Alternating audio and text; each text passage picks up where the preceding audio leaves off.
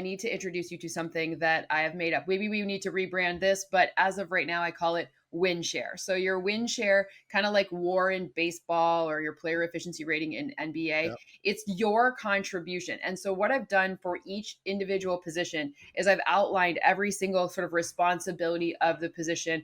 I checked with coaches, people who've coached you before, in fact, and asked them to vet, like poke holes in this. Where is it bad? Where can I improve? What are the off-ball metrics? So when you're not the subject of a pass for a wide receiver, for example, or when you're the opposite corner and people throw away from you, how does that influence your win share? So your ability to affect wins. So we have picked, I went through and did my win share for, we're starting with offense because, fantasy football, it just dictates the world.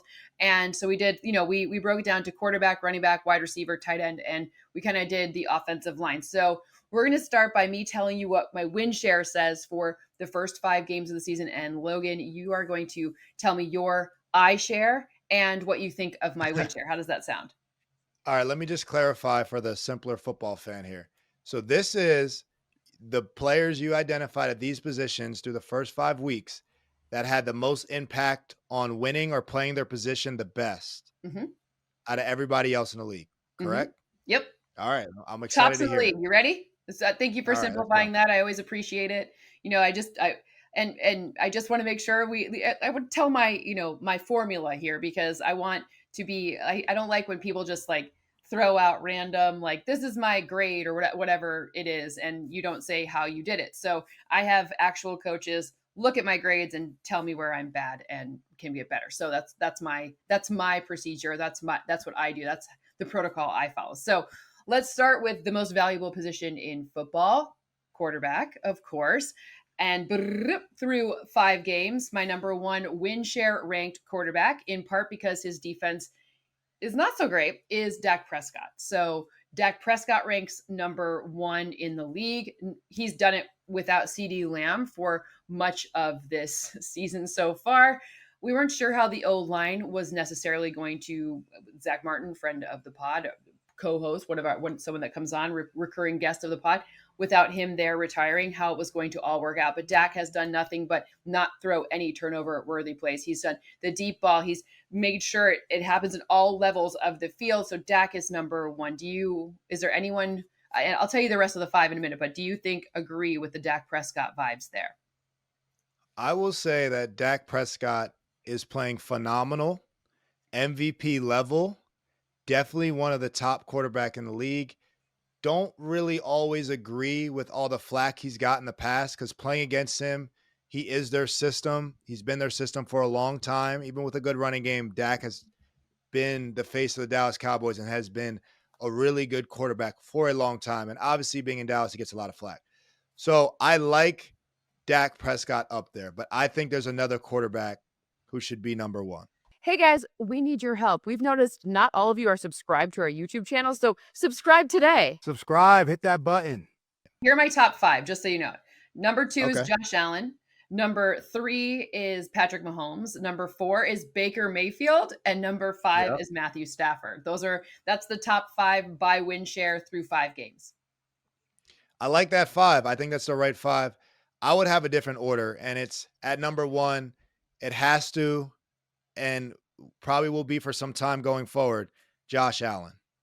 Like, Josh Allen is unreal, and I understand they just lost this last week. But, for instance, I had some stats today prepared, right? Oh, So, whoa, what's going on? I actually brought some stats I out. I love it. actually did some research to earn my money this week. All right, so win share alone, right? Dallas, we obviously didn't know what they were going to be this year. We knew that Buffalo was going to be good. Buffalo's 4-1, right? Dallas is 2-1. That's not on Dak. Dak is the reason why they have 2 wins, okay? But they have 2 wins. Buffalo has 4. Dak's leading the league in passing, 1,119. Josh Allen's right up there at 964. So he's got 964 passing. 6 TDs, Dak, 7 TDs, Josh Allen. Dak has 3 interceptions. Josh Allen has 1. Josh Allen has a higher QBR. Josh Allen as the runner is the difference.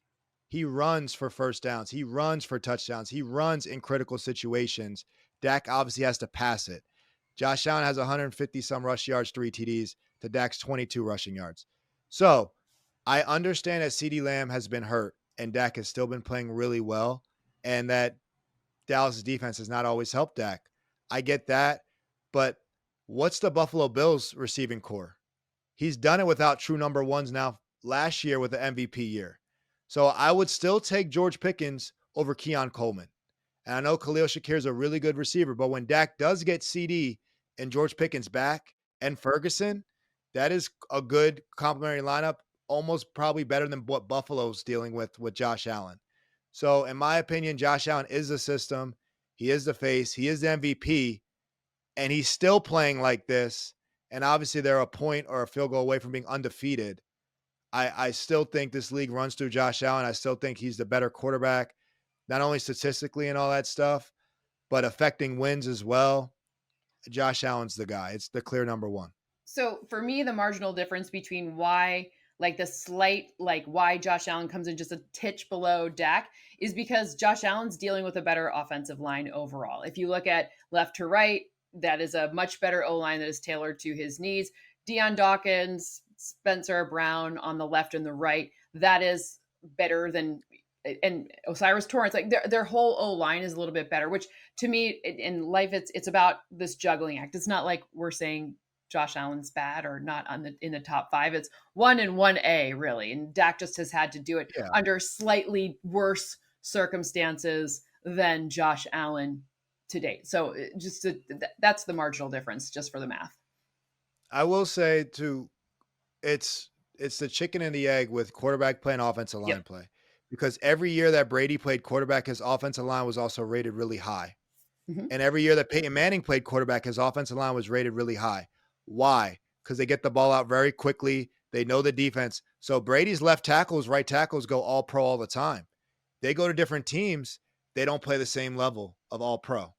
So sometimes offensive line play, if the quarterback holds the ball or takes sacks, that's a sack that's on the lineman. It really can be on the quarterback. So I've seen quarterbacks who operate at a really high level coincidentally have really good offensive lines. And I see quarterbacks that tend to hold the ball longer coincidentally have really bad offensive lines.